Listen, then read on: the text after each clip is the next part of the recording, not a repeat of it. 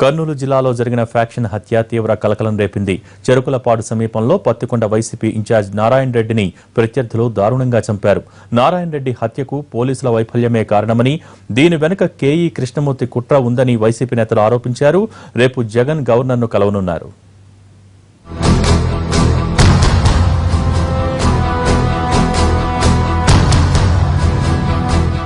చెరుకులపాడు నారాయణ రెడ్డి కర్నూలు జిల్లా పత్తికొండ వైసీపీ ఇన్ఛార్జ్. కాంగ్రెస్ తో రాజకీయ జీవితం ప్రారంభించిన నారాయణ రెడ్డి 2014 ఎన్నికల్లో కాంగ్రెస్ సీనియర్లంతా డిపాజిట్లు కోల్పోయినా బొత్స తర్వాత ఎక్కువ ఓట్లు తెచ్చుకున్న నేతగా నిలిచారు.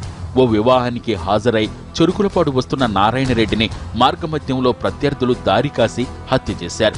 చెరుకులపాడు సమీపంలో ఓ కల్వర్టు నిర్మాణం జరుగుతోంది. ఇక్కడ ఏ వాహనమైనా నెమ్మదిగా వెళ్లాల్సిన పరిస్థితి ఉంది. దీన్ని అడ్వాంటేజ్ గా తీసుకున్న నారాయణ రెడ్డి ప్రత్యర్థులు కల్వర్టు దగ్గర కాపు కాశారు. ముందుగానే 2 ట్రాక్టర్లలో రాళ్లు నింపి సిద్ధంగా పెట్టుకున్నారు. నారాయణ రెడ్డి వాహనం కల్వర్టు దగ్గర స్లో కాగానే ఓ ట్రాక్టర్ ఆయన వాహనాన్ని గుద్దటానికి ట్రై చేసింది. దీన్ని గమనించిన డ్రైవర్ వెనక్కు తిప్పే ప్రయత్నం చేశాడు. అయితే వెనక నుంచి మరో ట్రాక్టర్ వచ్చి ఢీకొట్టడంతో నారాయణ రెడ్డి వాహనం రోడ్డు దిగి కిందకొచ్చింది. అదే అదునుగా అక్కడే ఉన్న ప్రత్యర్థులు వాహనంపై రాళ్లు విసురుతూ దూసుకొచ్చారు. కారులోనే ఆయనపై విచక్షణారహితంగా దాడి చేశారు. కారు నుంచి బయటకు లాగి బండరాళ్లతో మోది కత్తులతో నరికి హత్య చేశారు. అప్పటికే కారులో ఉన్న 5-6 పారిపోయారు. సాంబశివుడు లోకల్ కావడంతో తమను గుర్తిస్తాడనే అనుమానంతో నిందితులు చంపేసుంటారని భావిస్తున్నారు.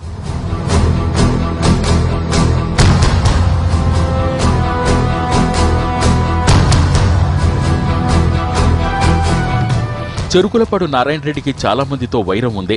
గతంలో ఎన్నో హత్యలు చేయించారన్న ఆరోపణలున్నాయి.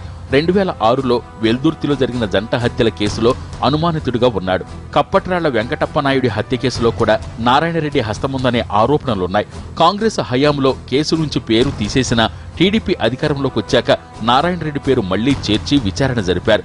కోర్టు విచారణలో నిర్దోషిగా బయటపడ్డారు. గతంలో కాంగ్రెస్ లో ఉన్న ఇప్పుడు వైసీపీలో చేరి చాలా చురుకైన పాత్ర పోషిస్తున్నారు. పత్తికొండ నియోజకవర్గంలో అన్ని మండలాల్లో బలమైన వర్గం ఉంది.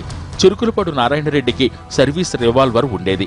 ఈ మధ్యకాలంలో లైసెన్స్ అయిపోవడంతో రెన్యువల్ కోసం దరఖాస్తు పెట్టుకున్నారు. కానీ పోలీసులు ఇవ్వకుండా జాప్యం చేశారని నారాయణరెడ్డి సమీప బంధువు కేంద్ర మాజీ మంత్రి సూర్యప్రకాష్ రెడ్డి ఆరోపిస్తున్నారు. నారాయణరెడ్డి హత్య పోలీసుల వైఫల్యమంటున్నారు. ఎంతమంది తెలిసిన సభ్యులు రాజకీయ వెళ్ళకుంటా వాళ్ళు ఇందులో పోలీసు కూడా తప్పు ఉంది. నాయుడు చాలాసార్లు ఎస్పీ కంప్లైంట్ ఇచ్చాడు, మాకు ప్రాణాక్షరాలు నాకు భయం ఉంది అని చెప్తున్నా పోలీసులు పట్టించుకోవడం. ఊళ్ళో గలాటైంది. ఊళ్ళో వంటి అటాక్ చేసి చిప్పల కొట్టి చేసి కూడా దాదాపు 6 months బ్యాకే అరుణ్ చెప్పడం జరిగింది. కానీ పోలీసు వాళ్ళు యాక్షన్ తీసుకోలేదు. మా బహుశా తెలుగుదేశం భయపడ, కానీ ఇలా భయపడి రాజకీయం చేస్తారు, ఇలా డ్యూటీ ఏం చేస్తారు? ఎంతమంది ప్రాణాలు తీసేయకుండా పోలీసులు. అటు నారాయణరెడ్డి హత్యలో మంత్రి కేఈ కుటుంబం హస్తం ఉందని బంధువులు ఆరోపిస్తున్నారు. రామకృష్ణాపురం పెళ్లి పోతుంటే మధ్యలో జరిగింది. ఎన్ని గంటలప్పుడు జరిగినది? 11 అవుతుంది. పగులు 11 గంటలకి. ఎంతమంది వచ్చిండ్రు? 20 మంది ఉంటారు. ఎన్ని బండ్లు ఉన్నాయి? అన్నం పడే 2 బండ్లు ఉన్నాయి. వెహికల్ ఎంతమంది? 8 మంది ఉన్నారు. 8 మంది ట్రాక్టర్లతో గుద్దినారు. తర్వాత కొడవెళ్ళు తీసుకొని నరికినారు సార్. ఇంకా మమ్మల్ని పారిపోమని అటాక్ చేసి ఉరికిచ్చినారు.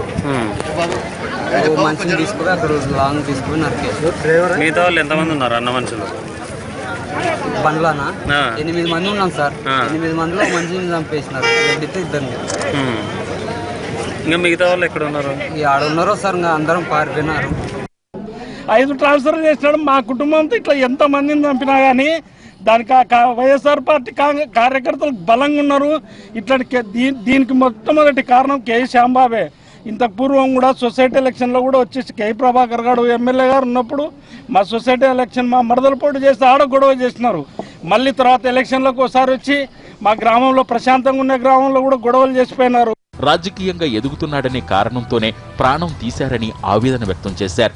నారాయణరెడ్డి హత్య జరిగిన స్థలాన్ని పరిశీలించిన జిల్లా ఎస్పీ నిందితులు ఎవరైనా వదిలిపెట్టే ప్రసక్తే లేదని అన్నారు. చెరుకులపాడు నారాయణ రెడ్డి గారిని ఆయన అనుచరుడు సాంబశివుడిని హత్య చేసినట్టుగా ప్రాథమికంగా తెలుస్తుంది.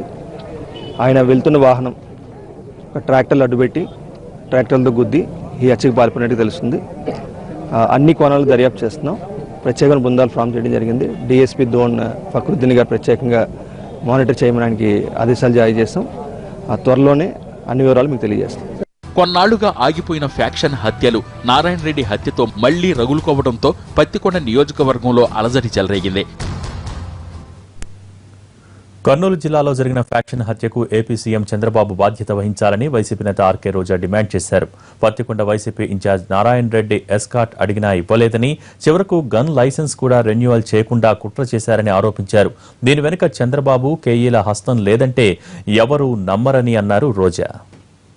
ఖచ్చితంగా వైఎస్ఆర్సీపీ నాయకుల్ని భయభ్రాంతులు చేసి మరి ఆ యొక్క పార్టీని మెల్లిమెల్లిగా డిప్రెస్ చేసి మరి బలమైన నాయకత్వం లేకుండా జగన్ గారిని ముఖ్యంగా బలహీనపరచాలన్న ఉద్దేశంతోనే ఇది జరిగింది. క్లియర్ గా చెప్పాను, నాతో పాటు వైఎస్ఆర్సీపీలో ఉన్న ముఖ్య నాయకులు ఎవరికి కూడా రక్షణ లేదు.